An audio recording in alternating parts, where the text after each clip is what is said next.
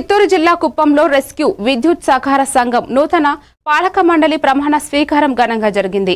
ప్రభుత్వ whip Kancharla Srikanth, RTC vice chairman Muniratnam, GUDA chairman doctor Suresh నేతృత్వంలో ఘనంగా నిర్వహించిన ఈ కార్యక్రమంలో ర్యాలీ, ప్రసన్న తిరుపతి గంగమ్మ ఆలయంలో ప్రత్యేక పూజలు, ఎన్టీఆర్ విగ్రహం వద్ద సభలో పదవీ ప్రమాణ స్వీకారం జరిగింది.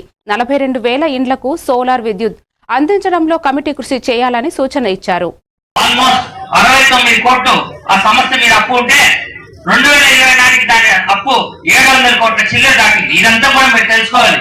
ఎందుకంటే రెస్కో అనేది 2021లో లైసెన్స్ స్టాప్ అయిపోతే దాన్ని రెన్యువల్ చేసే ప్రయత్నం కూడా ఎవరు చేయలేదు. ఊరికే కమిటీ వేసుకొచ్చారు తప్పిస్తే లైసెన్స్ రెన్యువల్ అనేది లేదు. మనకి రెస్కో ఎంత అవసరం అంటే రెస్కోకి లైసెన్స్ రెన్యువల్ అండి. అతి పెద్ద అంశం ఇది. ఎందుకంటే ఈ రోజు రెస్కోకి పవర్ కొనాలన్నా దాని నుంచి డబ్బులు పే చేయాలన్నా కూడా ఆ లైసెన్స్ రెన్యువల్ లేకపోవడం వల్ల ప్రాబ్లం ఉండింది.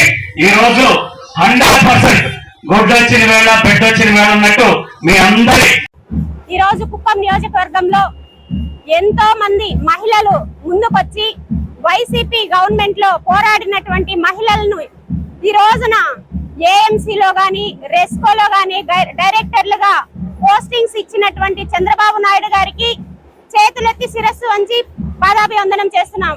ఎందుకంటే మనకు తెలుగుదేశం పార్టీలోనే మహిళలకు గౌరవం అనేది ప్రతి ఒక్కరూ కూడా చూస్తున్నారు. ఈ రోజు మేము ఎవరైతే కష్టపడ్డామో అందరినీ కూడా సముచిత స్థానం ఇచ్చి మేము కుప్పం నియోజకవర్గంలో ఒక మంచి పొజిషన్ కి తీసుకొచ్చినటువంటి నారా చంద్రబాబు నాయుడు గారికి మేము అందరం మహిళల తరఫున నేను పాదాభివందనం చేసుకుంటున్నాను.